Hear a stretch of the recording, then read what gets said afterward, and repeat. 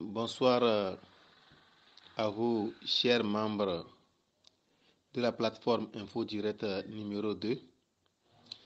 Aujourd'hui, c'est le 19 janvier 2024. Nous recevons Madame Isabelle Ameganvi, vice-présidente de l'ANC.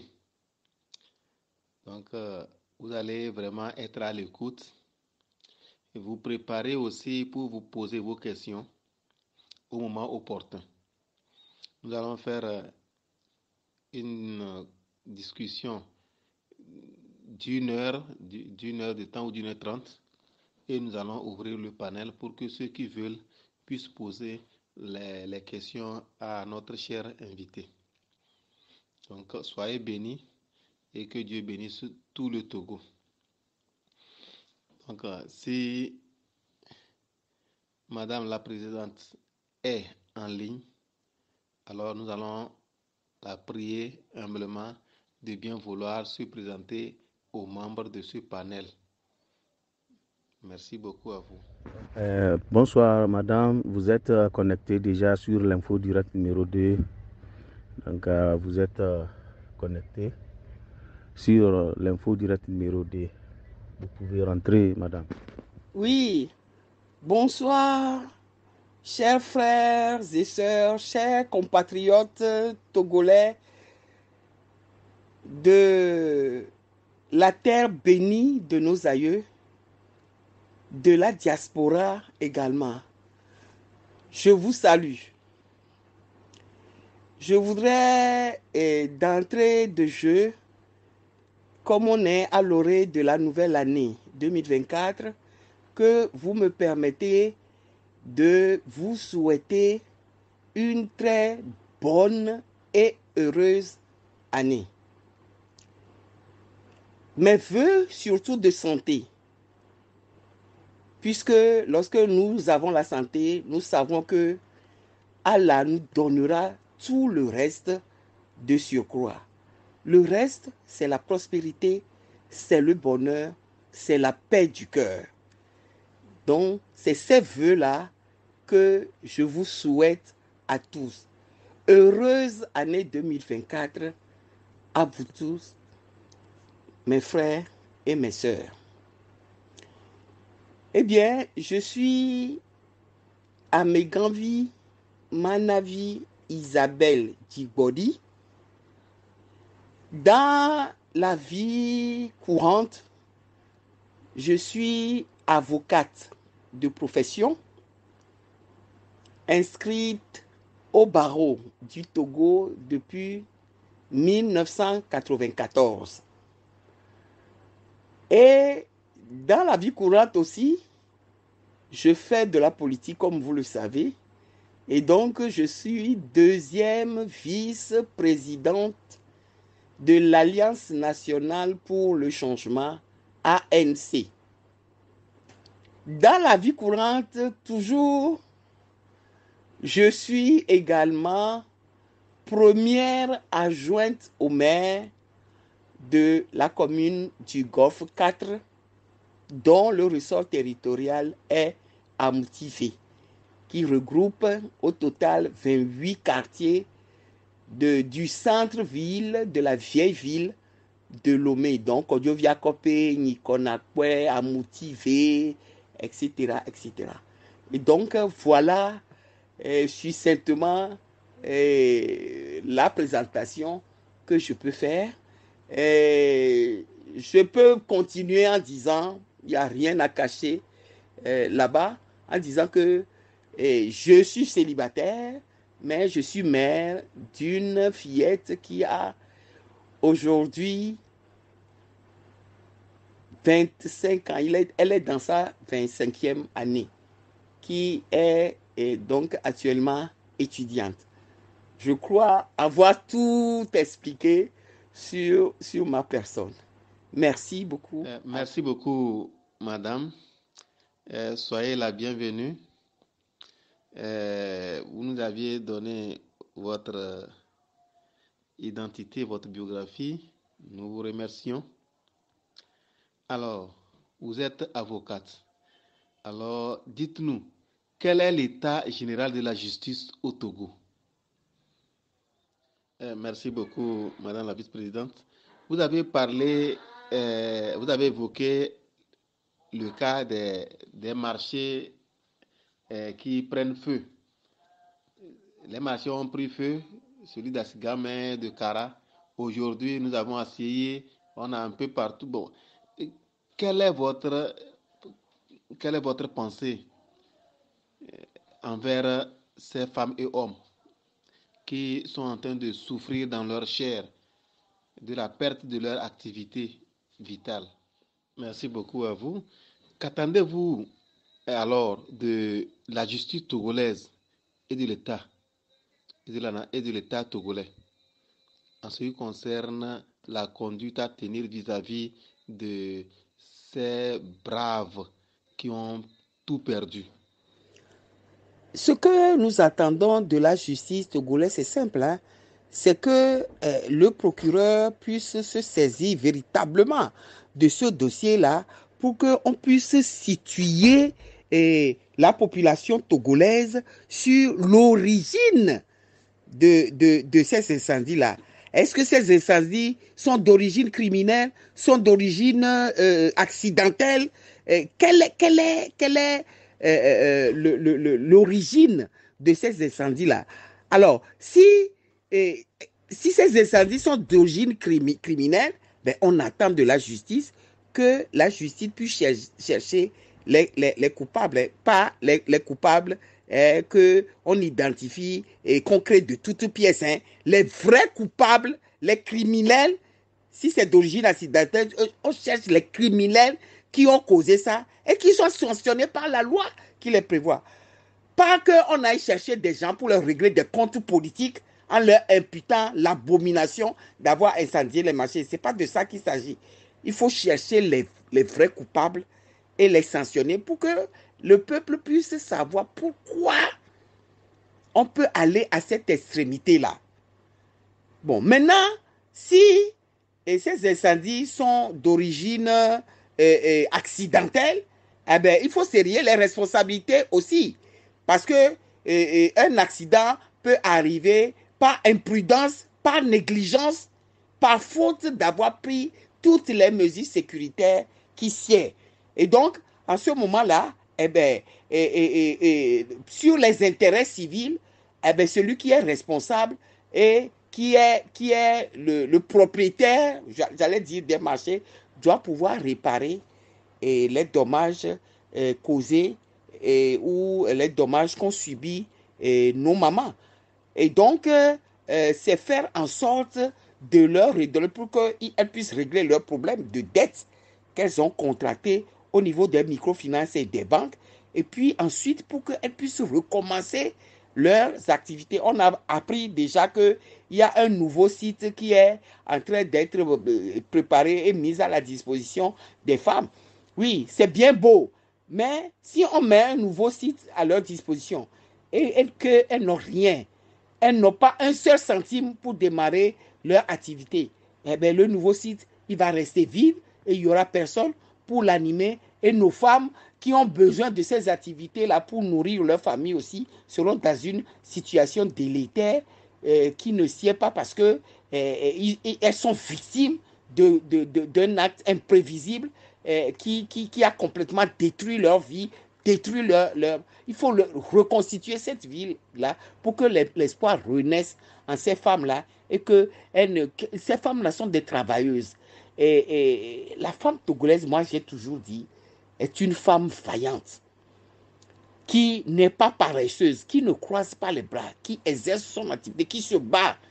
Et donc, il faut aider ces femmes-là à se remettre très rapidement sur pied et à vaquer à leur occupation, puisque ces femmes-là contribuent aussi à l'essor de l'économie nationale. Voilà, c'est ce que nous attendons. Si l'incendie est d'origine criminelle, qu'on puisse identifier les vrais auteurs et qu'on les sanctionne avec la rigueur de la loi. Si c'est d'origine accidentelle, eh bien, qu'on série la responsabilité.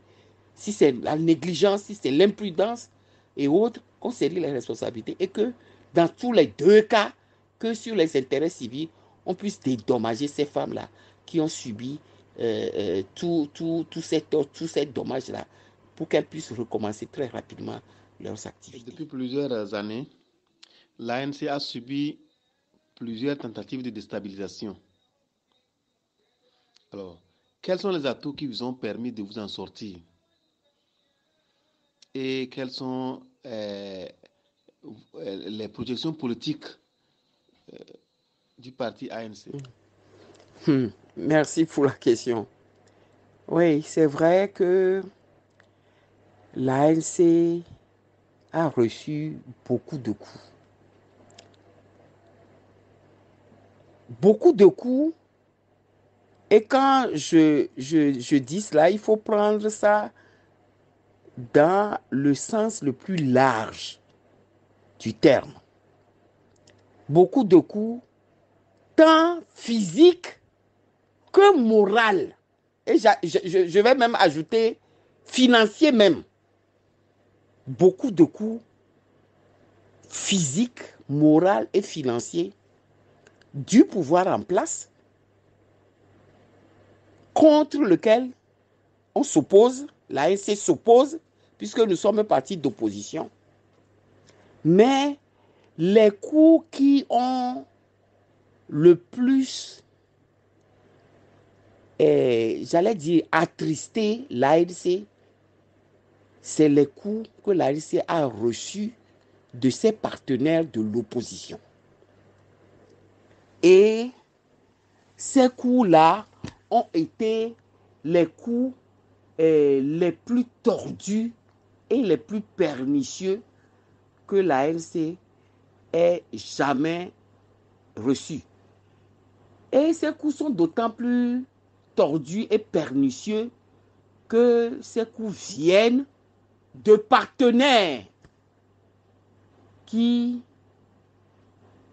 prétendent se battre contre le régime dynastique au pouvoir au Togo depuis plus de 60 ans, comme le fait l'ANC aussi. Mais vous savez, en choisissant à notre compte défendant de nous battre dans l'opposition, nous savons que ce n'était pas une sinécure. Nous savions, avant de nous engager, que ça n'allait pas être facile. Et donc, mettant nos pas dans le pas de nos aïeux et de nos grands-parents, les nationalistes, qui se sont battus à leur compte défendant contre le colon pour arracher l'autodétermination de notre pays des mains des colons, nous aussi, à l'ANC, nous nous sommes armés de courage, d'abnégation et de détermination. C'est ça qui a fait que, malgré tous les coups que nous avons reçus, et je le précise encore, tant physique que moral que financier, nous sommes encore là aujourd'hui debout à continuer la lutte jusqu'à l'objectif que nous nous sommes fixés, qui est de donner la liberté à ce pays par l'alternance pour que d'autres Togolais aussi, épris de liberté, puissent offrir à la nation togolaise une autre manière de diriger notre pays.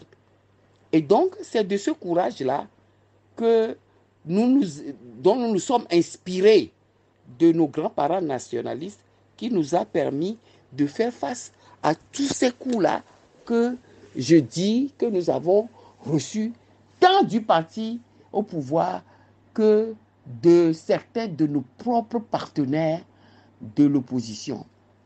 Mais vous savez, la devise ou le sens, j'allais dire, le sens de la lutte de l'ANC, c'est de se dire que dans une lutte comme celle que nous menons, vous ne pouvez pas espérer que vous ne tomberez pas. Vous ne pouvez pas espérer que vous ne pouvez pas heurter une pierre et tomber. Tomber, ça c'est le sens même de la lutte. Mais c'est votre propension à vous relever de votre chute et à continuer le chemin qui fait votre force. Et c'est dans cette optique-là que se situe l'ANC. Quand nous avons débuté cette lutte-là, personne ne peut nous dire, nous savons quand nous l'avons commencé, mais personne ne peut arguer de quand cette lutte-là va finir. Et ce n'est pas pour rien que nous avons donné à notre parti le nom de ANC. Parce que vous savez qu'il y a un parti ANC qui existe déjà en Afrique du Sud avec Nelson Mandela, qui a subi tous les affres de l'apartheid et autres, mais qui a tenu bon jusqu'à devenir président le premier président noir de l'Afrique du Sud, avant que son Dieu ne le rappelle à lui. C'est avec la même détermination que l'ANC se bat, que elle marche, elle court, elle tombe, elle se relève, elle continue la marche, elle continue, elle court, elle marche, elle tombe, elle se relève. Et c'est comme cela que ça se fera. Si aujourd'hui, nous qui sommes les premiers responsables, nous continuons cette lutte-là et que finalement, le sort décide que nous tombions, que nous rendons un peu, puisque nous sommes sur cette terre, nous sommes tous des voyageurs. Nous ne sommes pas venus ici pour rester éternellement. Tant il y a la vie, il y a la mort. Nous composons avec la mort. Et donc, si aujourd'hui, nous qui sommes aujourd'hui là, nous tombons, et nous sommes rassurés que la relève aussi fera comme nous. Elle marchera, elle courra quand il le faut, elle tombera par les affres de la vie, mais elle se relèvera et continuera le chemin jusqu'à la victoire finale. C'est ça notre foi. Et c'est ça qui fait que nous bravons toutes les situations, tous les torts qui nous ont été causés, toutes les humiliations, toutes les diffamations, tous les mensonges qui ont été déversés sur nous, et que Dieu étant au centre de notre combat nous permet de nous relever à chaque fois que nous tombons, et il en sera ainsi. En fin d'année 2023, sur la télévision New World Info, nous avions eu des révélations de la part du journaliste Rodrigue Aïga concernant le montage d'MK, dont l'objectif est de détruire l'ANC et son président national. Il n'avait pas donné des informations claires sur les auteurs. Tout récemment, un autre journaliste est monté sur les plateaux et a révélé les noms de Agboume Kodjo, de Marc Mondi, ainsi que en relation avec la dictature. Selon lui, ces trois entités-là ont monté ce coup pour déstabiliser, pour détruire l'ANC. Bon. Vis-à-vis de ces révélations, quels sont vos sentiments? Non, si vous tirez argument de cette émission sur New World TV pour me demander quels sont mes sentiments sur la cabale, parce qu'il faut l'appeler ainsi, c'était une véritable cabale qui a été ourdie contre l'ANC, c'est que vous insinuer que ce n'est que par cette émission-là qu'il a été révélé ce qui nous est arrivé. Nous avons vécu. Depuis le début, ça a commencé avec le prélat, Monseigneur Prodro, paix à son âme, jusqu'au jour d'aujourd'hui. Et donc, nous avons vécu dans notre âme et dans notre corps toute cette cabale-là qui a été ourdie contre l'ANC. Et donc, en réalité, ce qui a été dit sur New World Info et autres TV, tout ça, ce n'est que des rappels sur une situation que nous avons vécue dans notre chair et que nous savons. Seulement, il est dit quelque part, moi je suis chrétienne, il est dit quelque part que vous connaîtrez la vérité et la vérité vous affranchira. Je vous ai dit tout à l'heure que nous avons Dieu, le Tout-Puissant, Allah, le Miséricordieux, est au centre, de nos activités à l'ANC. Et moi, je le dis toujours, ce n'est pas nous qui faisons notre combat, c'est ce Dieu-là en qui, l'omnipotent en qui nous croyons, qui fait notre combat à notre place. Et c'est lui qui fera que tout ce qui a été caché sera révélé et que tous connaîtront la vérité qui les affranchira. Et je peux vous assurer que ce n'est pas fini. Ce qui a été dit par le journaliste Aigo sur New World TV et tout ça, je veux dire, c'est la partie visible de l'iceberg. La partie la plus problématique, qui est la partie cachée, se révélera au grand jour, au moment opportun, qu'il plaira à ce Dieu sur qui nous avons bâti notre combat. Et ça, quand je vous le dis avec foi et je sais que c'est comme ça qu'il agira. Parce que vous savez, quand cette cabale-là avait commencé, c'est nous-mêmes qui avons dit aux gens de ne pas répondre.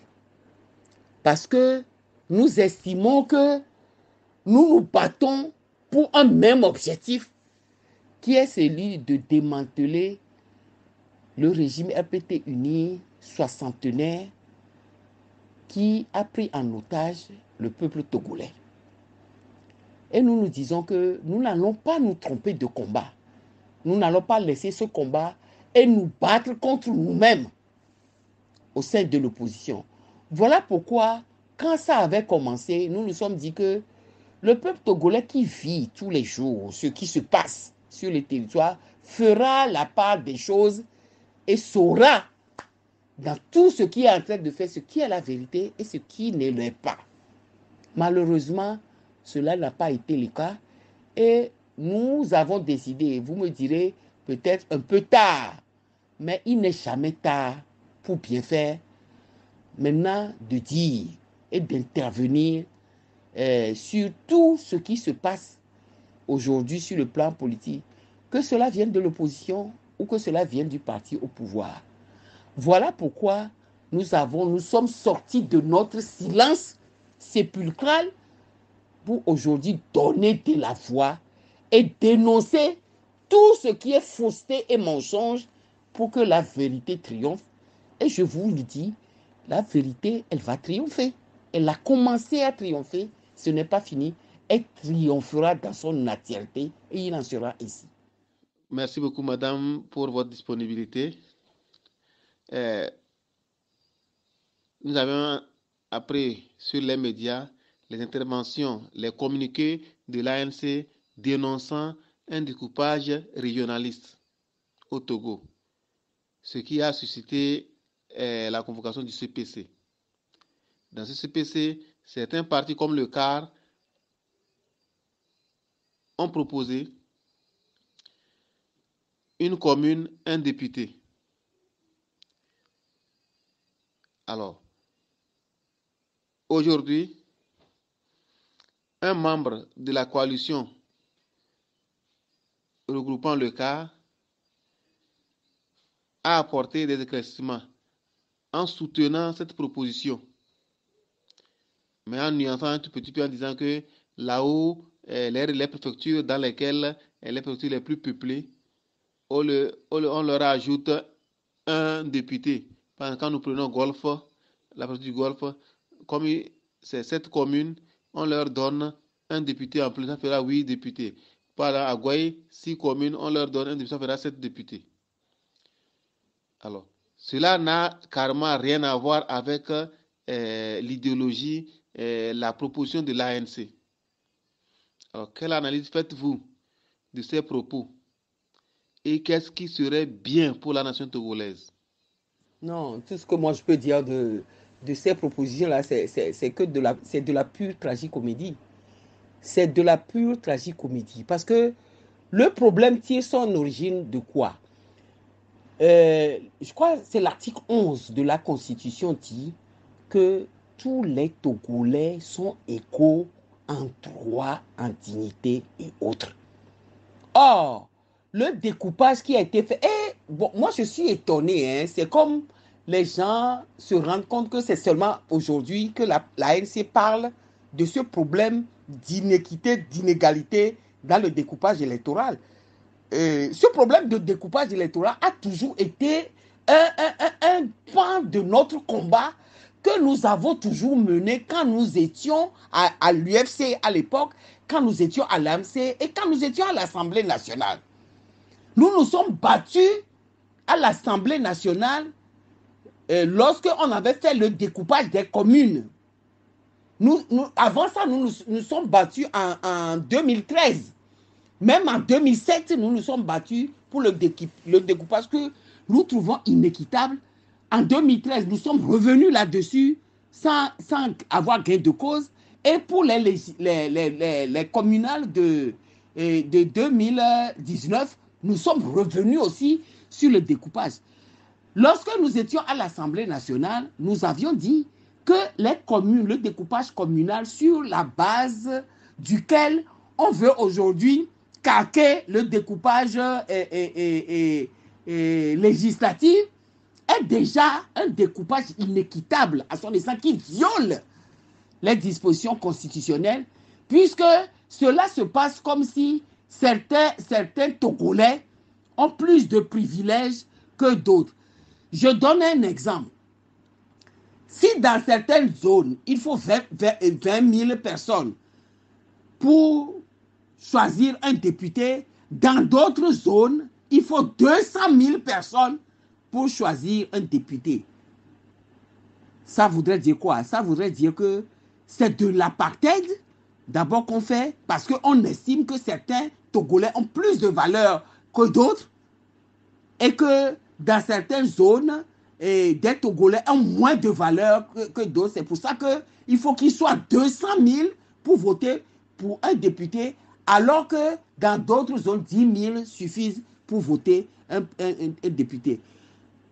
Quel argument objectif, sur quel argument objectif on peut bâtir un tel découpage qui est contraire aux dispositions constitutionnelles? Et donc, déjà, la proposition faite pour dire qu'il faut qu'il y ait 117 députés et qu'on calque le découpage électoral sous le découpage communal, je dis c'est de la tragicomédie. J'ai l'impression que les gens ont envie de parler pour démontrer qu'ils existent sur le plan politique. C'est pour ça qu'ils disent des hérésies pareilles. Et je dis, je pèse mes mots, hein, quand je traite ça d'hérésie, parce que faire une telle proposition accentue même plus l'iniquité dans le découpage que celui qui était avant, ce qui existait avant. Parce que les communes du Togo n'ont pas la même taille, n'ont pas les mêmes dimensions, n'ont pas les mêmes concentrations démographiques. Or, le vote se base essentiellement sur la démographie et ce n'est qu'après avoir réglé le problème démographique qu'on peut faire des arrangements sur les problèmes géographiques et tout ça.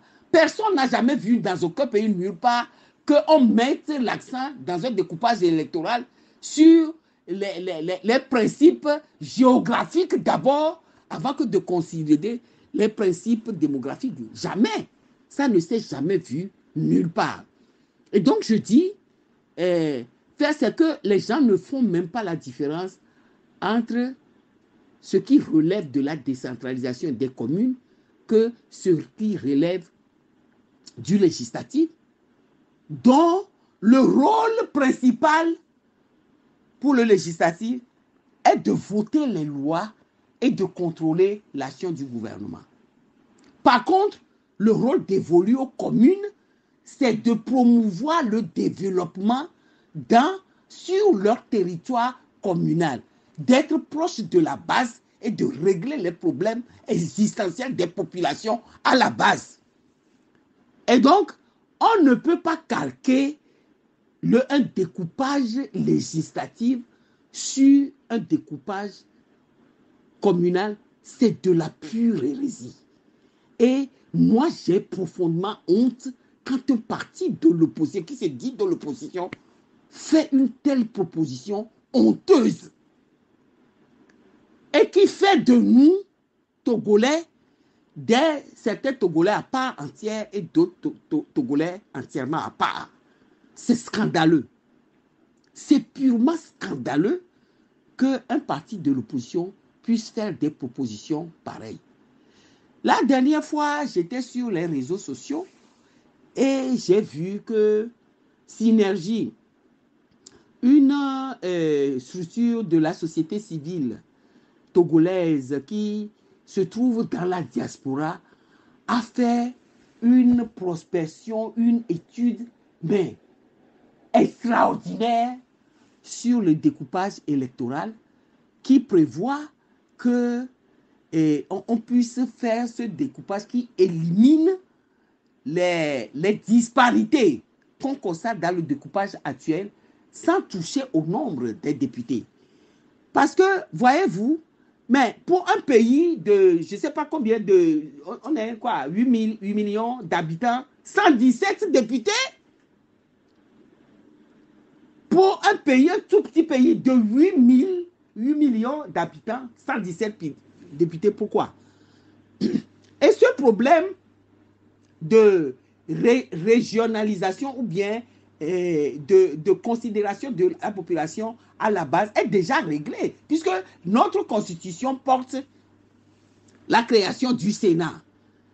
Et ce qui est prévu dans ce Sénat-là devait pouvoir régler le problème que ce parti politique prétend régler en proposant le découpage, de calquer le découpage législatif que sur le découpage communal. Je dis, c'est un scandale. Et si on fait ça au Togo, ça va encore creuser la déchirure du tissu social, parce que c'est un véritable scandale que de faire comme ça. Nous allons aborder un aspect des activités de la commune du Golfe 4. Tout récemment, nous avions vu sur les réseaux sociaux les dames du marché de Hanoukope avec des tam-tams et des chants à la mairie pour vous remercier de votre soutien.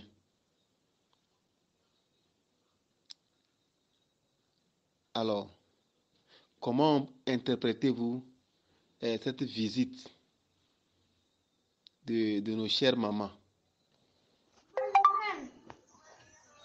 Assalamu alaikum. Mala sallama. Info numéro d'inda. D'accord, de présidence. Et voilà le débat. Bon, ce que magaso. Mohamed kaso magaso na mang matina ko tukuli. Ngo chamana buga mage. Wanne chamana ya mang mati ko tukuli. Ama mati ko tukuli. Mede conseiller ami sunya mese ngmati wombi mama so lena telega wenti telega do vera se foti ga gouvernement wa ken nare kitanja ku puda mara est-ce que atan wa dala bembese bifu womba ba do se de ka bo foti ase 2025 na mara wa mbo se ai lele mara fo ngwasa doga mbona fo telega sir bona telega mo maga so so bose est-ce que womba ba ngwase de ka bo foti ale 2025 na de bona telega sir ba poya mara tan discipline se wombi dan fu mbode na ga dan bode wonti mo maga so so bose na bla amede bose abita se minya amiso ese ma chelma dogo male mas doko. Oui. Merci pour la question. Enfin, pour nous, c'était une véritable surprise. Hein. Moi, j'étais dans mes bureaux qui se trouvent dans un autre bâtiment de la commune du Golfe 4, autre que là où se trouve le bureau du maire, le siège de la commune du Golfe 4. Quand le maire m'a appelé pour me dire que il faut venir tout de suite, qu'on a de la visite et tout ça. Et donc, je suis arrivé là-bas surpris de constater que il y a un groupe de femmes du marché de Hanouka qui étaient là avec les tam-tams et autres. Et donc, ensemble avec le maire et le secrétaire général, notre secrétaire général, nous les avons reçus. Et c'est là qu'elles nous ont dit que elles sont les commerçantes de la région septentrionale du pays qui vont acheter les produits dans le nord et viennent vendre les légumes, principalement tomates, piments, etc. Et tout ça, ils font leur commerce, igname et autres, et qui sont des grossistes qui ont été renvoyés du marché de abattoirs et alentours, en bordure de mer et tout ça là, et qui sont venus trouver refuge sur un site du territoire communal du Golfe 4. Et nous étions agréablement surpris, mais nous étions aussi très gênés. Parce que nous avions eu l'impression que ces femmes étaient extraordinairement étonnées du fait que la commune du Golfe 4, dirigée par un maire du Sud, les a accueillis, elle, originaire de la région septentrionale, à bras ouverts. Et c'est cela qui pose le problème fondamental de la déchirure du tissu social dont je parlais tout à l'heure. Elles étaient très étonnées que M. Jean-Pierre Fabre, dont elles ont entendu parler à tort et à travers, ait pu être l'homme qu'elles découvrent sans problème, qui les a reçus alors qu'ils n'ont même pas demandé rendez-vous ni obtenu audience. Elles sont arrivées là-bas avec les tam-tams et tout, et on les a tout de suite reçus. Or, nous, au Golfe 4, nous nous battons pour améliorer les conditions de nos populations sans distinction de race, de religion et autres. Vous savez, le territoire communal du Golfe 4, sur lequel nous tous, conseillers municipaux, maires, adjoints au maire, nous vivons, pratiquement nous tous qui sommes les conseillers municipaux, nous sommes des étrangers sur la terre communale. Parce que cette terre communale, quand vous voyez le territoire du Golfe 4, ce territoire appartient aux autochtones qui sont les gens de Kodjo-Yakopé, les Aplaou, les Pères, à motiver. C'est pour ça que le ressort territorial est à motiver. Et donc, c'est auprès de ces peuplades que nous sommes venus d'un peu partout du territoire togolais pour venir nous installer ici. Et donc, nous aussi, on peut dire que nous sommes des étrangers sur le territoire communal du Golfe 4. Et donc, nous nous comportons étant étrangers sur le territoire communal puisque nous ne sommes pas originaires, nous ne sommes pas à Plaou, ni Baie et autres, mais nous accueillons et quand nous disons que nous sommes là pour améliorer le vivre ensemble, les conditions de vie de nos populations, c'est que nous sommes là pour améliorer les populations en faisant fi de toute considération ethnique, d'origine, de religion, etc. et autres. Donc, ces femmes-là, des problèmes se posent à elles parce qu'elles ont été renvoyées d'un site, elles cherchaient refuge et tout ça, elles ont trouvé refuge chez nous. Nous, c'est à bras ouverts que nous les avons accueillis. Et nous n'avons pas manqué de leur dire qu'ils n'avaient pas besoin de venir nous remercier parce que nous estimons que nous accomplissions notre travail, notre devoir pour lequel nous avons sollicité au moment des élections locales leur voix. Ils nous ont fait confiance, ils ont voté pour nous et donc nous avons décidé d'améliorer leurs conditions et c'est ce que nous faisons. Et donc, ils n'ont pas besoin de nous remercier pour ça. Mais c'est vrai que c'était bien, ça nous a plu parce que, bon, on a écouté la musique, le son des tambours des guerriers de Chaoudjo et autres. Il y avait des gens originaires des savanes et autres et tout ça. Et nous avons passé un bon après-midi ensemble entre frères et sœurs de la nation togolaise. Et ce fut un véritable plaisir pour nous que les gens comprennent que nous ne sommes pas là pour servir une ethnie contre une autre. Nous sommes là à la disposition de toute la population togolaise dans son entièreté. Toutes les populations togolaises qui sont sur le territoire du Golfe 4 figurent à part entière dans nos préoccupations quotidiennes à la commune et à la mairie du Golfe 4. Oui, merci pour la question.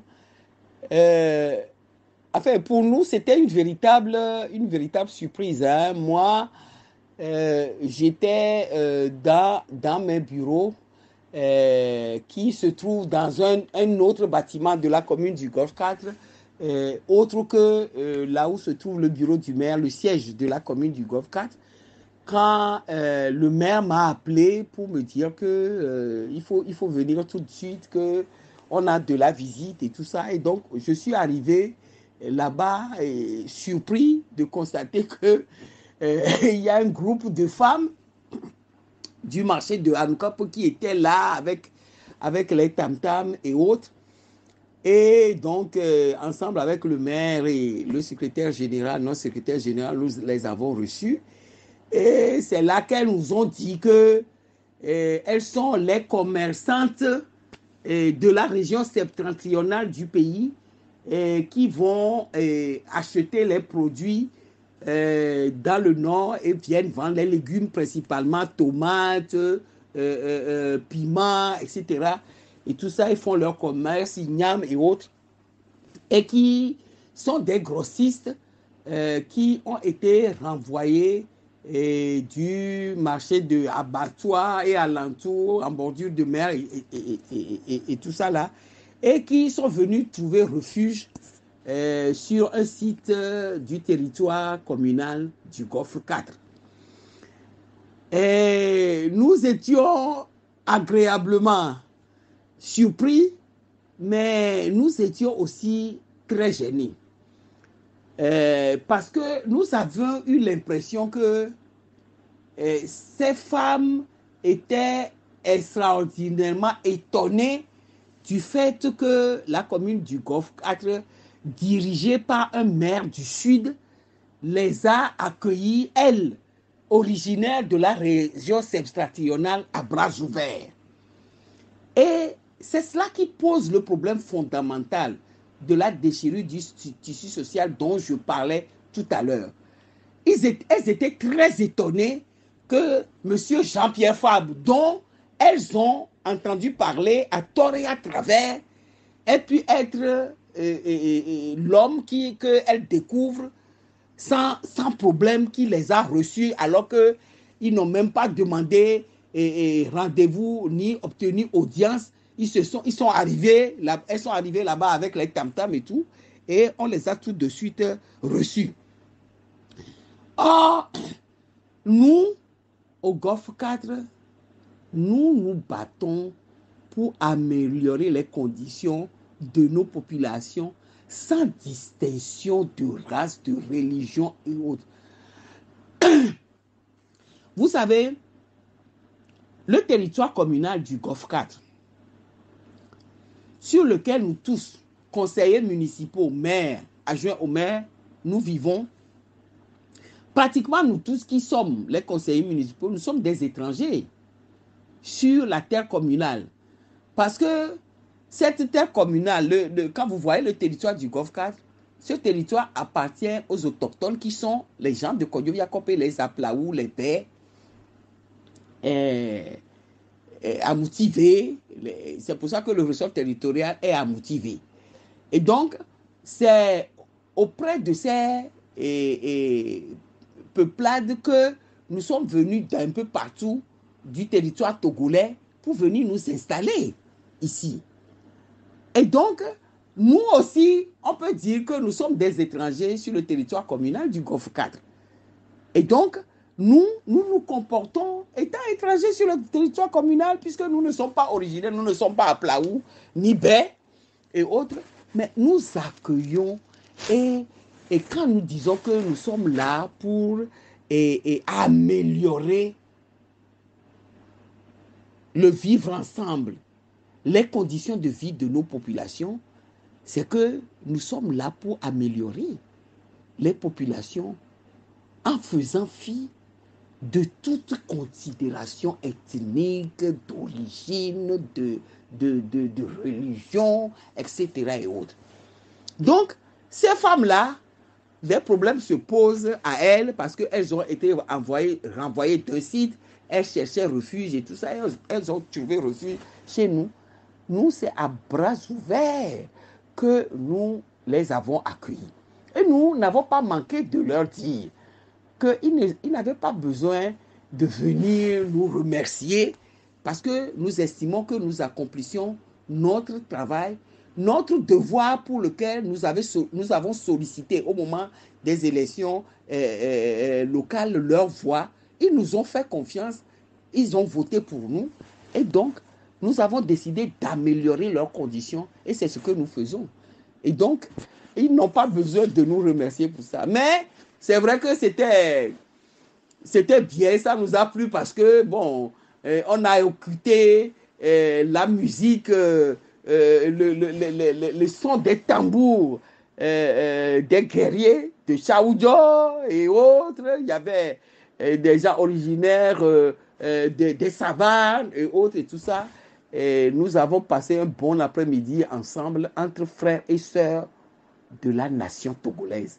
Et ce fut un véritable plaisir pour nous que les gens comprennent que nous ne sommes pas là pour servir une ethnie contre une autre.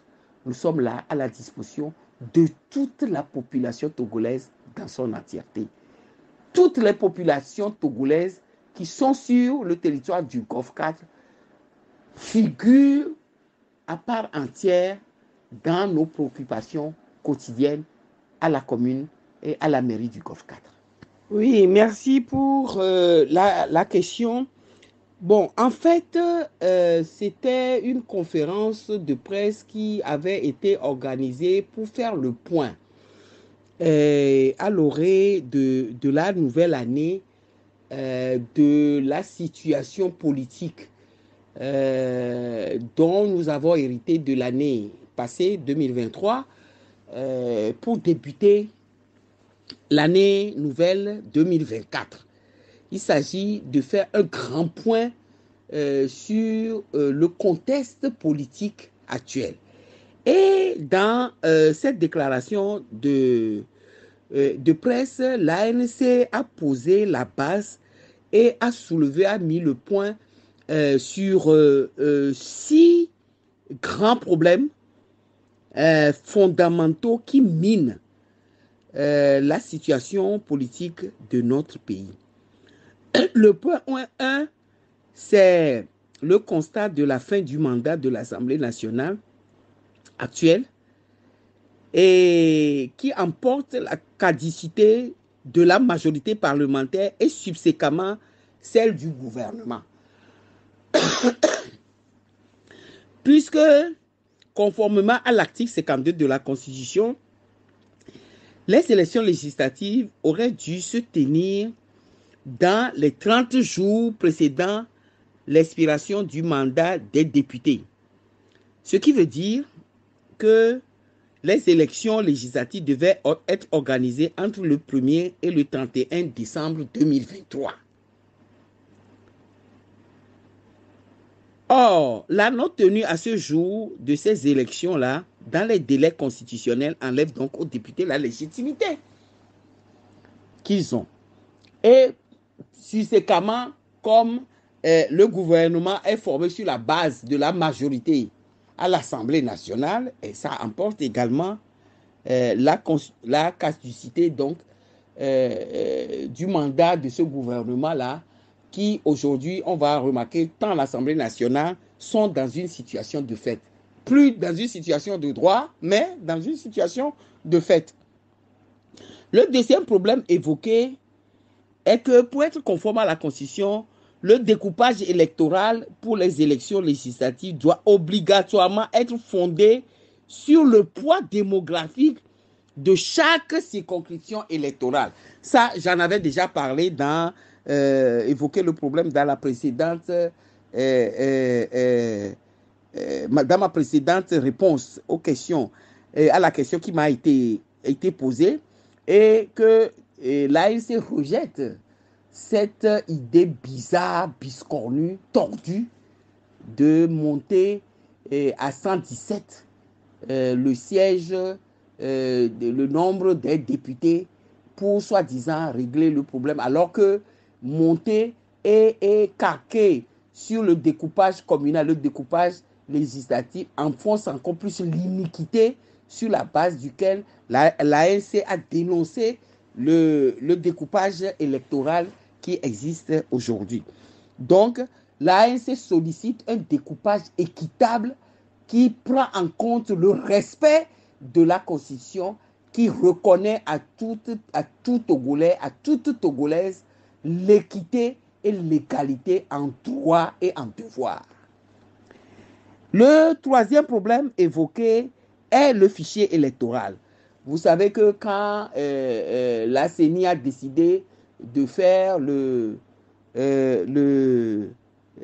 fichier électoral, de faire le recensement électoral, et dans la première zone qui est la région maritime, Lomé, commune et autres, ce recensement s'est très mal passé et donc plusieurs populations, plusieurs Togolais qui désirent se faire inscrire sur la liste électorale n'ont pas pu le faire, et à ce jour, la CENI refuse d'ouvrir le fichier pour inscrire tous les Togolais qui désirent figurer sur la liste électorale, ce qui est contraire à la Constitution, parce que c'est un devoir pour le gouvernement et les institutions de la République d'inscrire sur la liste électorale tout Togolais ou toute Togolaise désireux de se faire inscrire sur cette liste-là,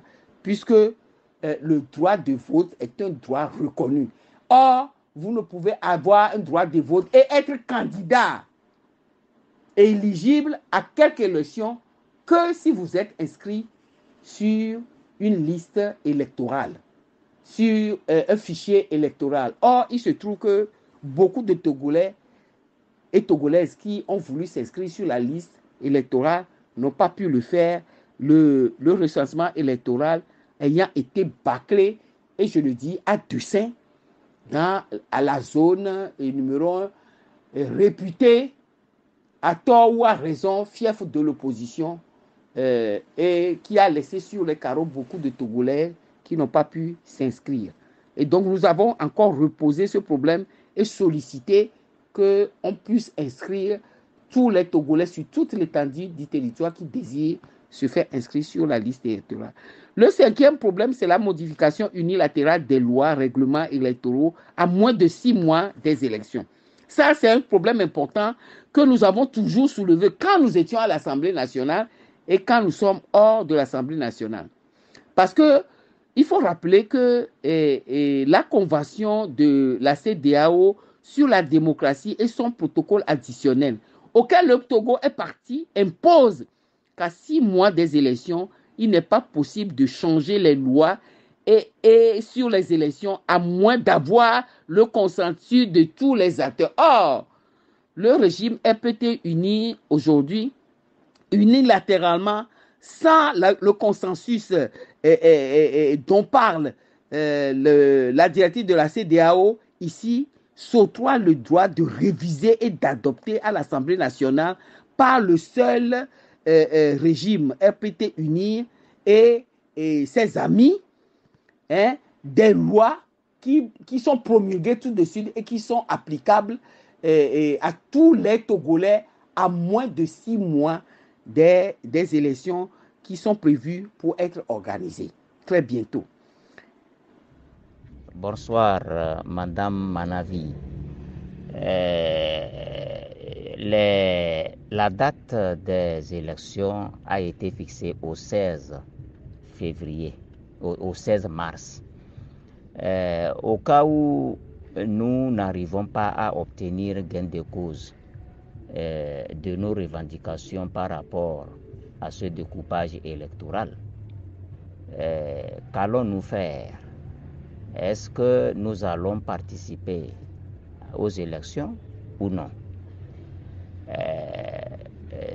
Ou bien est-ce que nous pouvons aussi, au cas où au CPDC, nous n'arrivons pas à obtenir ce gain de cause, est-ce que nous avons encore un autre moyen pour pouvoir réitérer nos revendications et pouvoir avoir gain de cause avant d'aller aux élections? Et en dernier lieu, sur le point 6, nous avons parlé dans cette conférence de presse des institutions, des prisonniers politiques, des exilés volontaires ou contraints, du libre exercice des activités des partis sur l'ensemble du territoire national. Et c'est vrai que nous ne sommes pas étonnés parce que ça a toujours été l'attitude du RPT uni qui fait vivre le martyre à ces populations à l'intérieur du pays, mais qui joue au médiateur et qui joue aux bons offices à l'extérieur du pays. J'aurais même appris entre-temps que même des présidents de la République qui peuvent être le père ou le grand-père du président de la République togolaise l'appelle le jeune sage. Parce que bon, le Togo offre ses bons offices sur le plan international, alors que chez nous, au Togo, il se passe beaucoup de choses. Et sinon, comment peut-on considérer qu'en 2024, que le Togo puisse avoir encore dans ses prisons des prisonniers politiques, des gens qui ont été arrêtés, détenus en prison, compte tenu de leur pensée politique contraire à la pensée politique de ceux qui nous gouvernent. Et donc, des gens qui ont été contraints à l'exil, des gens qui ont fui le pays de peur d'être arrêtés, détenus dans les prisons et autres. Nous disons que c'est de la pure hypocrisie que de vouloir offrir ces services à l'extérieur pour ceux dont on ne se préoccupe pas dans son propre pays.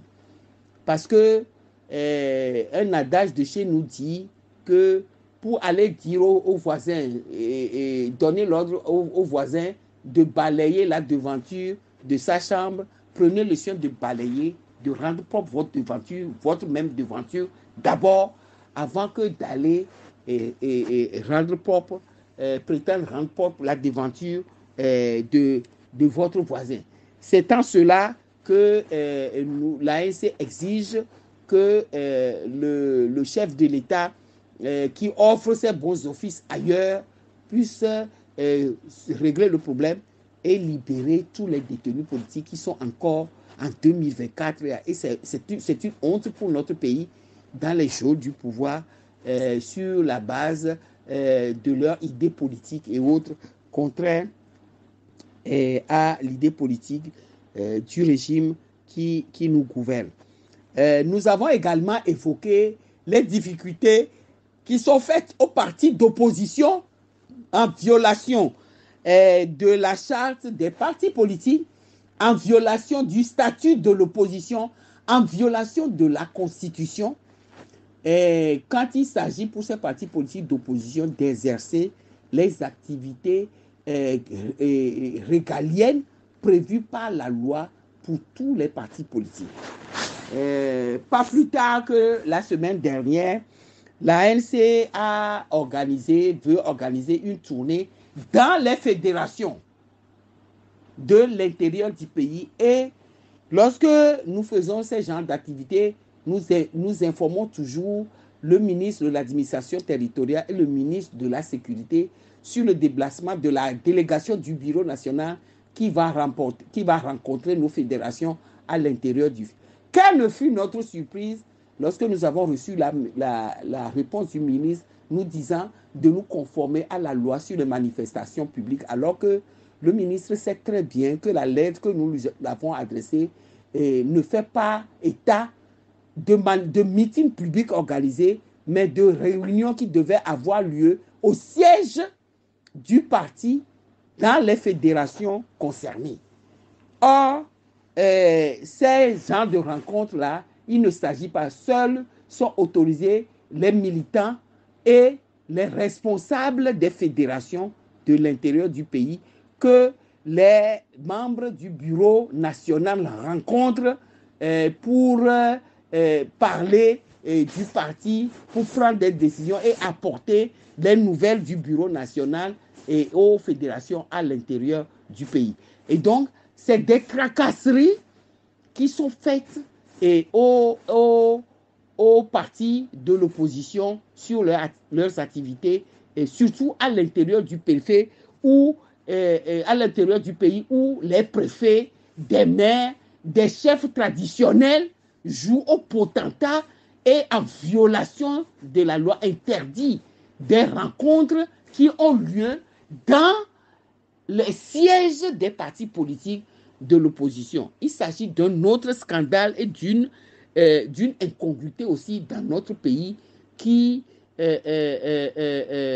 nous jette l'anathème sur la liberté que relève sur les textes que j'ai cités et aujourd'hui la charte des partis politiques, le statut de l'opposition et la constitution de notre pays qui reconnaît aux partis politiques le libre exercice de leurs droits et à faire les réunions et les activités qui ressortent, dont ils sont compétents pour réaliser. Et donc, voilà à peu près résumé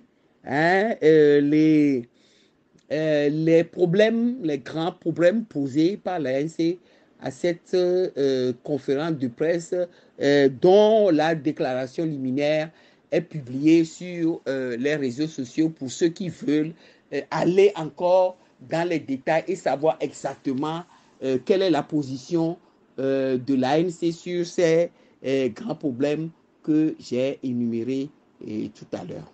Voilà le but donc de cette dernière conférence de presse qui a fait le point de la situation politique de la fin 2023 entrant dans la nouvelle année 2024. Nous vous remercions beaucoup pour ces échanges, ces informations. Nous avions ouvert le panel. Certainement, d'autres panélistes vont poser des questions. Moi, je vais poser mes 2 dernières questions et en vous laissant le choix de pouvoir donner réponse aux préoccupations de certains d'autres membres. Il y a un problème qui se pose au Togo. Pour certains, aller aux élections, c'est assister, engraisser le régime dictatorial. Alors que pour d'autres, c'est déraciner à petits coups la dictature. Quel est votre point de vue? Qu'attendez-vous de des populations togolaises en ce qui concerne la lutte pour l'alternance et l'état de droit? Alors, madame, nous rendons compte aujourd'hui que le régime en place a déjà entrepris des tournées d'achat de conscience avec la distribution des vivres et de maudites sommes d'argent aux populations togolaises et surtout aux femmes. Qu'allons-nous faire, nous, à l'ANC, pour arrêter cette hémorragie? Qu'allons-nous faire pour arrêter, n'est-ce pas, ce genre de choses? Merci pour la question.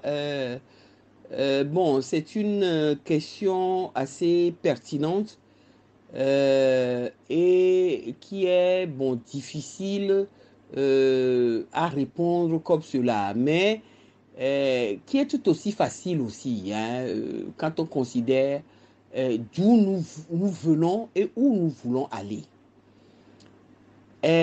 Vous savez, nous avons déjà dans notre pays tout essayé. Dans cette lutte-là qui a débuté véritablement en 1990, je ne sais pas ce que nous n'avons pas essayé au Togo, que les autres pays qui nous ont emboîté le pas longtemps par après, eux ont trouvé solution à leurs problèmes et sont en train d'avancer. Et nous avons tout essayé dans ce pays. Tout. Nous avons tous essayé. Nous avons été le pays qui a organisé le plus de dialogues de concertation que d'autres. Nous avons essayé les marches, les manifestations publiques, la rébellion, la grève générale illimitée. Nous avons tout essayé. En tout cas, toutes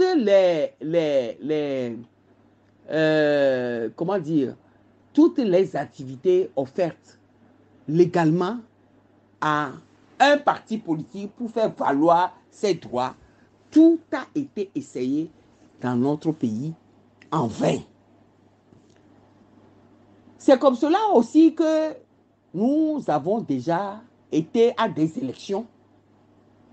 Nous avons participé à des élections législatives. D'abord, nous avons participé à des élections présidentielles. Nous avons participé à des élections législatives.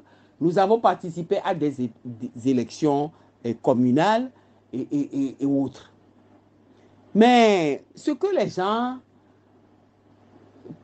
feignent d'ignorer ou ignorent ou ne se rappellent plus, c'est que nous avons aussi boycotté. Hein.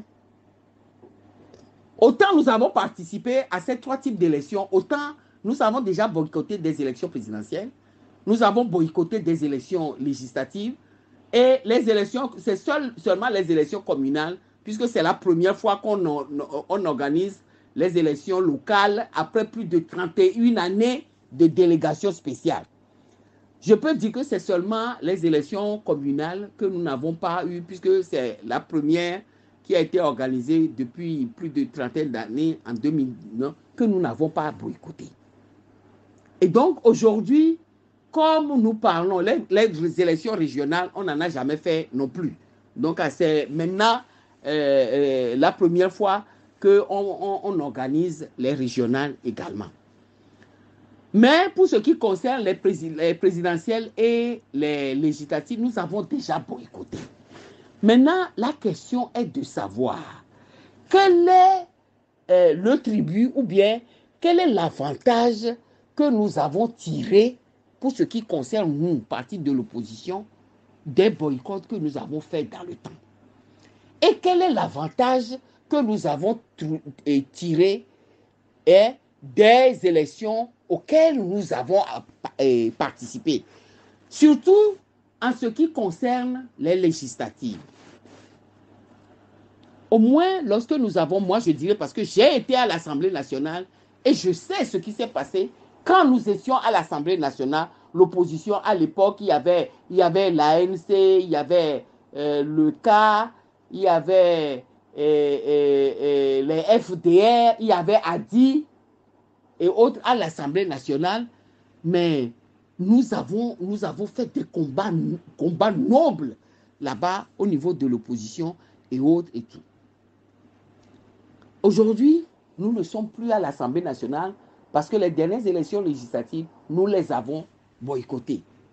Est-ce que la situation dans laquelle nous nous trouvons aujourd'hui, par le fait que nous ayons laissé l'Assemblée nationale entre les mains du parti au pouvoir seul, qui fait et défait les lois comme bon lui semble. Des fois même, ils changent, nous ne sommes même pas informés de ce qu'ils font, ils titurent les lois et autres.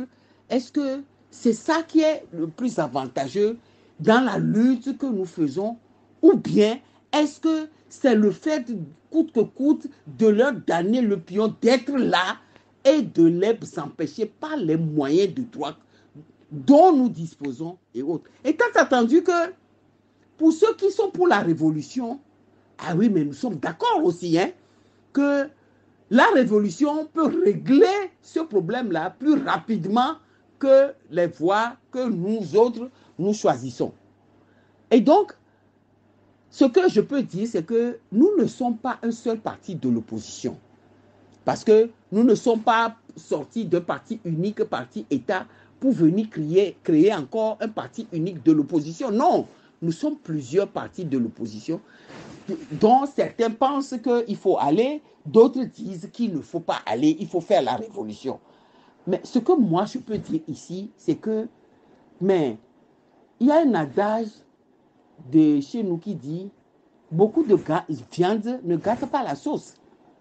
Pour ceux qui sont participationnistes, donc pour aller aux élections, et ceux qui sont négationnistes, qui ne veulent pas aller aux élections, disons, mais que chacun fasse sa part de la lutte sur le principe qu'il épouse. Si vous voulez boycotter, vous voulez faire la révolution, mettez-vous en condition de faire la révolution. Mais ceux qui ne sont pas dans la capacité, aujourd'hui, vu l'atmosphère politique, que la révolution tarde à venir et tout ça, qu'en attendant, il faut quand même qu'on règle un certain nombre de problèmes et qu'on ne laisse pas ce pays-là dans les mains du seul RPT uni, parce que le RPT uni ne détient pas le titre foncier du Togo.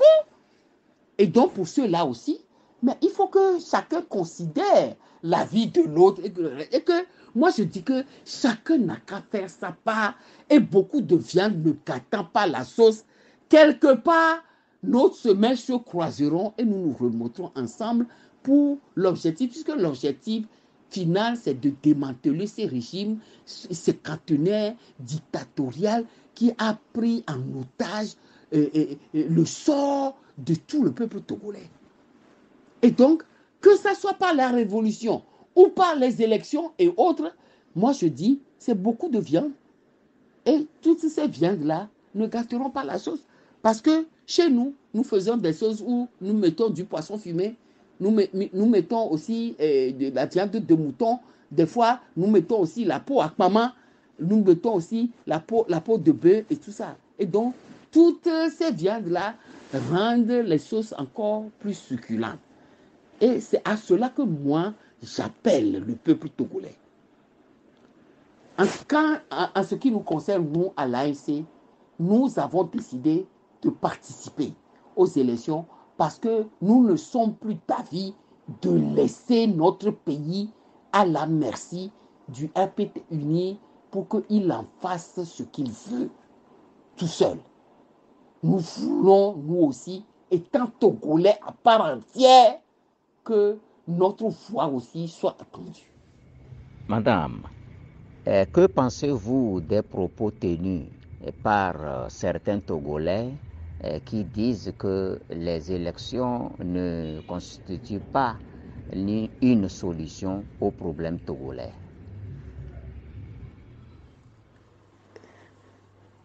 Merci mon frère pour la question. Mais je vais vous décevoir parce que je n'apporterai pas une réponse peut-être telle que vous la souhaitez à votre question.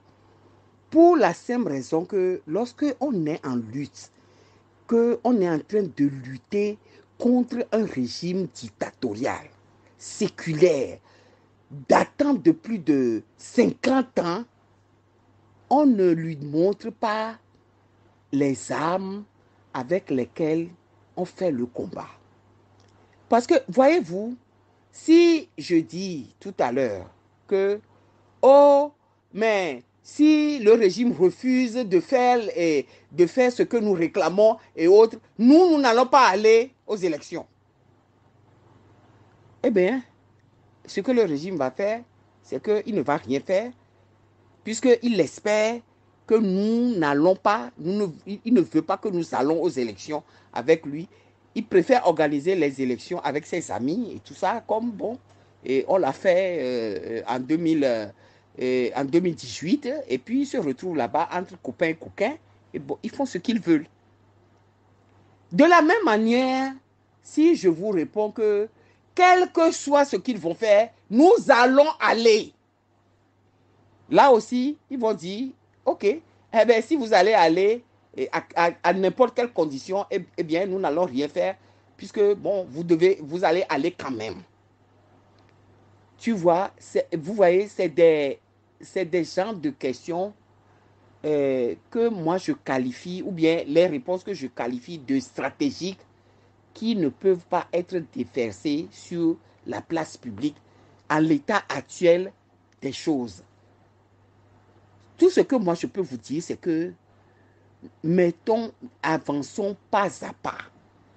Actuellement, nous sommes dans le combat de réclamer des réformes électorales qui puissent rendre ces élections-là transparentes, libres et équitables, conformément aux textes qui régissent la Constitution, le Code électoral et autres, qui posent les principes de transparence, d'équité de ces élections-là.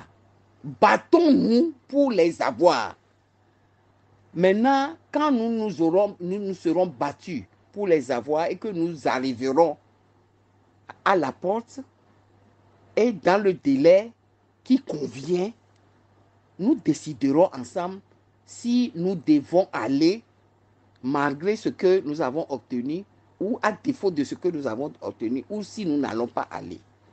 Moi, je ne crois pas que ce moment est propice pour répondre catégoriquement à cette question en disant que nous allons aller ou nous n'allons pas y aller.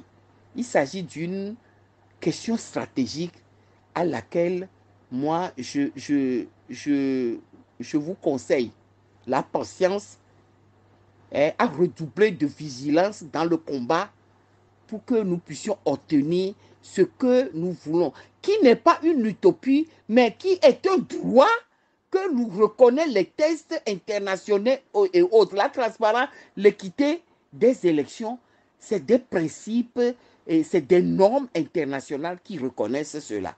Et donc, c'est des droits qui sont innés que nous sommes en train de réclamer. Donc, ce n'est pas la mer à boire, mais c'est le régime qui est réfractaire pour le faire parce que ce régime veut se maintenir au pouvoir contre vents et marées. C'est tout le problème. Madame, merci beaucoup. À propos de nos petits frères et de nos petites sœurs, et s'il y en a, et qui sont toujours détenus en prison. Que pense faire l'ANC pour obtenir leur libération avant ou après les élections? Oui, bon, de dire ça, c'est leur point de vue que je respecte, parce que vous savez, moi j'ai toujours été contre la pensée unique. Bon, c'est leur point de vue que je respecte, que je ne partage pas, malheureusement, pour des raisons qui me sont propres aussi, que je développe sur le plan que j'ai développé tout à l'heure dans la première question que vous m'avez posée. Bon, s'ils estiment que les élections ne règlent aucun problème. Alors, qu'est-ce qui va régler le problème? Nous, ce que nous voulons dans notre pays, c'est que ce régime, on en finisse avec ce régime. Alors, que ça soit la révolution, que ça soit les élections, que ça soit, bon, je ne sais pas quel moyen de droit et tout ça. L'essentiel pour nous, c'est que ce régime, on en finisse avec, parce que 60 ans, ça suffit. Il faut qu'on revoie autre chose dans ce pays. C'est ça l'objectif de tout un chacun. Alors, ben, c'est leur droit à ceux qui disent que les élections ne peuvent pas régler le problème parce que nous avons essayé plusieurs élections et ils voient que ça ne règle pas le problème. Mais pour ces gens-là qui le disent, mais qu'ils offrent la panacée qui va régler le problème et puis chacun tirera. Nous applaudirons et ceux qui, par la proposition d'une panacée, arriveront à régler ce problème-là que nous tous nous voulons qu'il soit réglé. Et donc, c'est un point de vue que je respecte, mais que malheureusement, je ne partage pas parce que j'estime que, bon, les gens le disent, ils font un constat. Maintenant, une fois que vous avez fait le constat, quelle est votre proposition? Quelle est la solution que vous proposez pour remédier à ceux qui sont qui disent que les élections peuvent constituer le problème et tout ça, et que vous combattez? Quelle est la proposition que vous faites pour régler le problème que les autres, par les élections, n'arrivent pas à régler? C'est là où se situe le nœud du problème. Et donc, ceux qui sont pour ça, moi, je respecte leur point de vue. Seulement, je dis que qu'ils aillent plus loin et qu'ils nous proposent la panacée qui va faire en sorte que nous sortions de cet engrenage dans lequel nous sommes depuis plus de 60 ans. C'est aussi simple que ça. Il est 22h30, donc nous avons fait 2h30 minutes de débat. Nous vous remercions pour votre disponibilité. Moi, qui vous ai posé la question, je me nomme Tchamola Apouan Hamissou, dit soyons justes. Donc vraiment merci beaucoup pour la disponibilité, pour le droit, pour la justice, pour l'équité dans la nation togolaise. Donc nous allons vous prier de bien vouloir faire une conclusion pour clôturer cette émission. Bien entendu, peut-être après avoir répondu à nos camarades qui sont en train de poser des questions. Vraiment, que Dieu bénisse tout le peuple togolais, que Dieu bénisse la terre togolaise, que Dieu fasse que la justice, l'égalité, l'équité, le bien-être puisse revenir, c'est-à-dire puisse que tout ceci-là devienne une réalité sur la terre de nos aïeux. Merci beaucoup, madame. À l'ANC, nous avons bon nombre de fédérations de l'intérieur qui, jusqu'à présent, ne fonctionnent pas effectivement. Donc, qu'allons-nous faire ou bien quelle est la stratégie du Bureau national de l'ANC pour galvaniser ces gens-là, ces fédérations qui ne travaillent pas réellement à se mettre au travail? Parce que les membres de ces fédérations disent que chez eux, il y a de l'intimidation on les intimide trop, etc., etc. Donc ces intimidations sont orchestrées par les barons du pouvoir qui sont les natifs de ces milieux. Donc, quelles sont les dispositions que l'ANC pense prendre pour essayer de mettre fin à ces intimidations dans ces fédérations? Le problème de nos frères et sœurs emprisonnés pour leur opinion politique, je l'ai déjà évoqué dans et l'ANC s'est appesanti sur ce problème-là lors de sa dernière conférence de presse que j'ai évoquée tout à l'heure plus haut dans les réponses que j'ai données aux questions qui m'ont été posées. En marge de cela, vous savez que l'action sociale, qui est une structure de l'ANC, a toujours accompagné autant que faire se peut et dans les moments difficiles, ces prisonniers-là, par le don de quelques vivres, cette structure de l'ANC aussi l'a fait encore la dernière fois lors des fêtes de fin d'année pour permettre à nos frères et sœurs là qui sont détenus, qui sont dans des conditions très difficiles de pouvoir fêter autant que faire se peut les fêtes aussi, d'être dans l'ambiance de la fête, encore que l'ASC pense qu'ils seront dans la bonne ambiance lorsqu'ils seront libres et chez eux en famille. L'ASC n'a jamais cessé de se battre pour régler ce problème de prisonniers politiques, puisque elle-même a été, ses militants, ses responsables ont été victimes de l'embrigadement pendant tout le parcours de cette lutte que nous menons depuis plusieurs années, depuis plusieurs années déjà. Et donc, ce problème est un problème qui tient à cœur à l'ANC, et à chaque fois que nous nous retrouvons dans les rencontres et autres, nous posons toujours le problème. Ce n'est pas parce que nous n'en parlons pas et tout ça, bon, pour que les gens nous accusent à tort de récupération politique et tout ça, parce que c'est le terme utilisé et à chaque fois que l'ANC veut se mêler des problèmes, on lui dit, mais vous vous mêlez des problèmes qui ne vous regardent pas, allez vous occuper de vos oignons, etc. et tout ça. C'est pour cela que l'ANC fait, et puis l'essentiel, c'est le résultat. C'est que nos frères et sœurs retrouvent la liberté et rentrent en famille.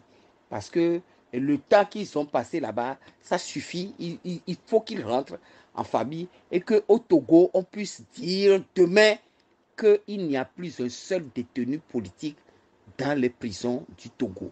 Parce que nous sommes en 2024 et il n'est pas possible que dans un État qui se veut un État de droit, on puisse encore emprisonner des gens pour leur opinion politique. Non, vous savez, moi je suis un peu surprise que ces fédérations parlent aujourd'hui d'intimidation. Vous savez, je ne sais pas, pour ceux qui avaient été là au moment où nous voulons faire notre congrès, là, vous vous rappelez quand nous avions eu nos problèmes avec à l'UFC et nous avons voulu créer et nous avons voulu faire un congrès et tout ça qui a été interdit à coups de gaz lacrymogène et autres et tout ça.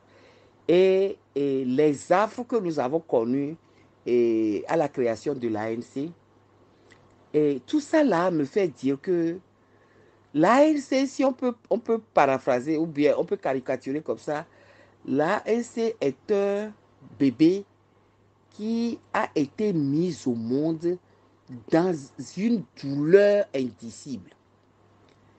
Et c'est pour ça que dès la création de l'ANC, nous n'avons jamais eu de répit. Les persécutions, sont inhérentes à l'ANC, puisqu'on n'a pas voulu que des gens sortent. Et parce qu'à l'époque, vous vous rappelez, le président de l'UFC, M. Jésus-Christ Olympio, a décidé de partir en aventure avec le parti au pouvoir que nous combattons et autres. Et donc, beaucoup de Togolais, militants, responsables du parti n'étaient pas d'accord. Elle a dit non, que nous sommes en train de lutter contre un système, contre un régime. Nous allons continuer. Nous n'allons pas aller nous accoquiner avec ce régime. Et ça a été notre malheur. Et donc, des gens ont reçu des coups dans leur chair. Des gens ont connu beaucoup de problèmes physiques, puisque des gens ont été battus, des gens ont trouvé même le sacrifice suprême, les gens ont trouvé même la mort dans cette histoire. Donc, les persécutions et autres là ne datent pas d'aujourd'hui. Ça a toujours été le lot de l'ANC. Et tout à l'heure, j'ai dit que, en plus des persécutions de UNI, depuis la création de l'ANC, s'ajoutent aujourd'hui les persécutions d'une frange de l'opposition aussi, qui s'ajoutent à nous, et qui s'ajoutent donc à UNI pour nous combattre. J'en ai parlé tout à l'heure dans une question qui m'a été posée. Mais vous savez, quand vous décidez d'être militant de l'ANC, c'est que vous décidez d'être exceptionnel. C'est pour ça que nous disons, nous, c'est nous. Parce que nous subissons, mais nous résistons. Et c'est cela qui fait que, j'ai dit tout à l'heure, qu'à l'ANC, nous marchons, nous courons, nous tombons, nous nous relevons, nous marchons, nous courons, nous tombons, nous nous relevons. Et ça sera comme ça jusqu'à la victoire finale. Vous ne pouvez pas dire que vous luttez contre un régime dictatorial plus que ses cantonnaires et dire que ce combat-là, on va vous offrir la solution sur un plateau d'argent. Non. Ça n'a pas été ainsi en Afrique du Sud. Ça n'a pas été ainsi nulle part ailleurs au monde. Ça ne peut pas être ainsi. Donc, les intimidations, ça ne manque pas. Je vous avais parlé tout à l'heure de la lettre que nous avons envoyée au ministre pour la tournée que nous devons faire à l'intérieur dans nos fédérations, justement pour aller travailler avec cette fédération-là et remettre cette fédération sur les rails pour qu'ils puissent fonctionner. Vous avez vu la réponse que le ministre nous a donnée et cette réponse-là, moi, je considère comme une intimidation. Mais ce n'est pas ça qui va empêcher la délégation du Bureau national d'aller faire son travail et fera. Et donc, moi, tout ce que je peux demander à nos fédérations qui vivent cette situation, que nous vivons nous aussi ici, sur le plan national, nous vivons nous aussi ici. Nous avons décidé de faire des manifestations qui ont été interdites et tout ça. On voulait faire des manifestations ailleurs et on nous a dit que non, vous n'avez pas le droit de faire ça. Il faut déménager pour aller quelque part où les militaires n'ont pas assez enclavé et autres et tout ça. Et 2 semaines après, on donne l'endroit que nous avons décidé, on donne ça à UNI fait des manifestations là-bas. Aujourd'hui, nous, quand nous voulons faire une tournée, aller dans nos fédérations, il faut que nous mettons patte blanche. Et pendant ce temps, UNI se balade allègrement dans tout le pays, distribuant riz, huile et tout ça, et achetant les consciences et autres impunément et tout le reste. Mais ce n'est pas parce qu'on nous intimide, ce n'est pas parce qu'on nous fait des misères, ce n'est pas parce que on nous triche, on nous humilie que nous allons abandonner. Au contraire, c'est parce qu'on nous humilie, on nous fait des misères que ça nous donne encore le courage de persévérer et de redoubler encore de détermination pour y aller. C'est ça que je veux, c'est cela que je veux de nos fédérations. Que la persécution a toujours été, depuis la création de l'ANC, le lot de l'ANC. Et comme on dit en Mina, Ayamami, c'est-à-dire nous sommes nés dans la souffrance, nous avons l'habitude de la souffrance. Nous, c'est nous. Chers camarades, je vous remercie parce que, bon, vous m'avez donné le privilège de passer plus de 2 heures de temps avec vous. Le plaisir, le grand plaisir fut pour moi. Je voudrais profiter de l'occasion aussi pour m'excuser vis-à-vis des panélistes parce que le programme de cette rencontre d'aujourd'hui avait été prévu sur la semaine dernière.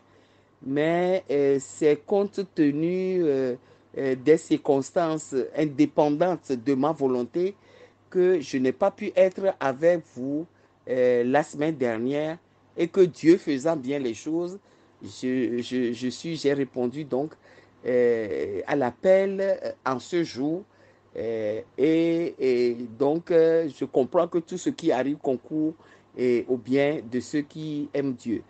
Je voudrais terminer mes propos en exhortant encore les populations togolaises éprises de liberté à persévérer.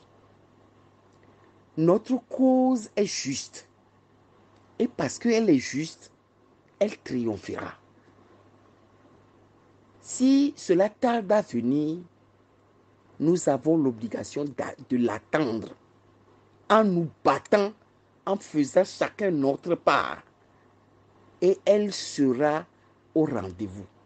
Si elle n'est pas au rendez-vous aujourd'hui, si elle ne l'est pas demain, elle sera au rendez-vous après-demain. Ça, c'est ma foi et ma conviction que je veux partager avec toutes mes compatriotes et tous mes compatriotes togolais.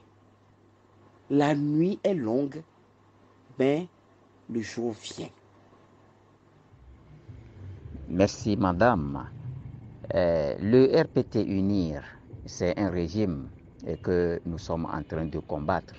Nous ne le combattons pas pour le plaisir de le combattre, mais nous le combattons pour ce qu'il fait de mauvais, pour sa malgouvernance.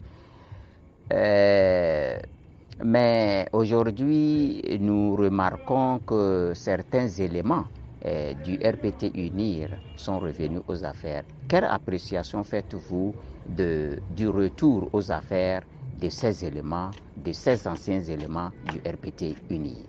Est-ce que leur retour aux affaires n'est-il pas stratégique? Je vous remercie. Oui, bon, merci pour votre question. Encore que j'avais clôturé l'entrevue, mais avant que vous ne posiez cette question, mais si je n'y réponds pas, bon, les gens penseraient que c'est à dessein que, bon, je n'ai pas voulu y répondre, mais je vais y répondre. Je crois que vous parlez du retour aux affaires du ministre Pascal Akousoulelou Bojona,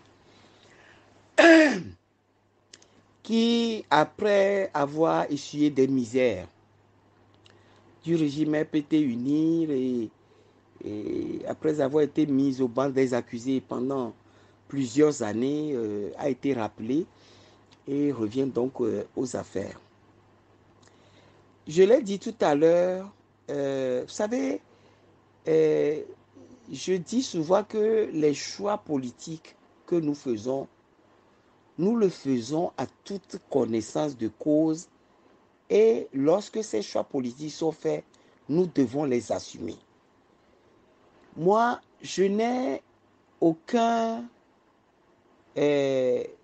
sentiment ou je n'ai aucune observation à faire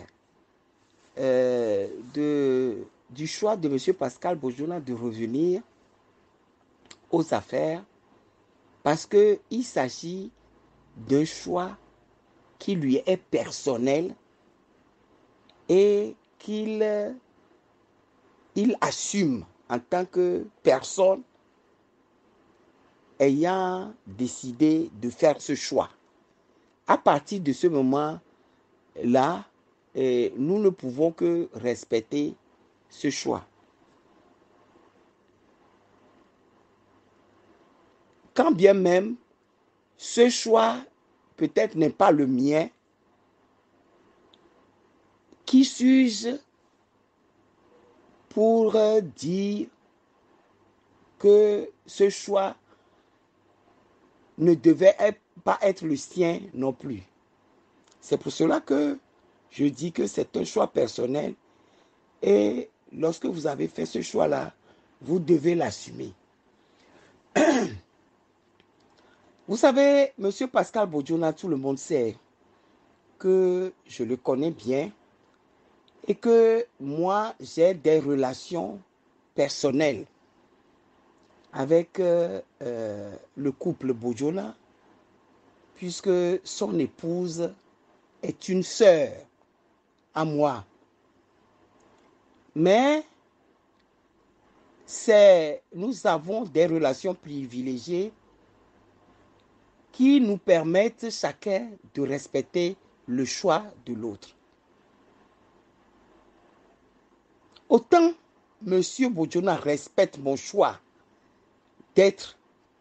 d'avoir choisi librement de combattre le système dans lequel lui, il évolue, autant moi aussi, je respecte son choix d'être dans ce système que je combats. Et une fois que nous avons compris cela, nous privilégions les relations familiales qui nous lient dans le respect mutuel de chacun.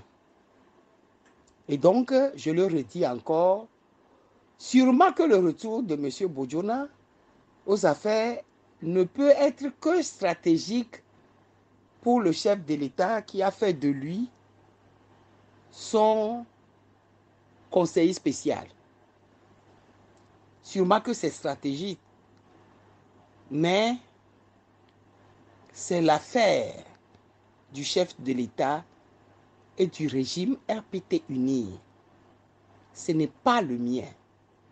Et moi, je dirais pour terminer que autant je combats le système RPT uni pour que le changement vienne au Togo, autant je combattrai ce système de la même manière que M. Bodiona revienne aux affaires ou pas.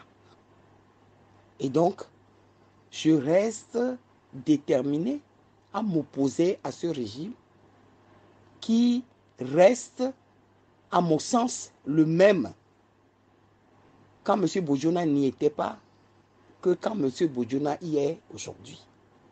Et donc, je suis quitte. Voilà ce que je peux répondre à votre question. Merci beaucoup et bonne soirée, bonne nuit à tous. Au revoir.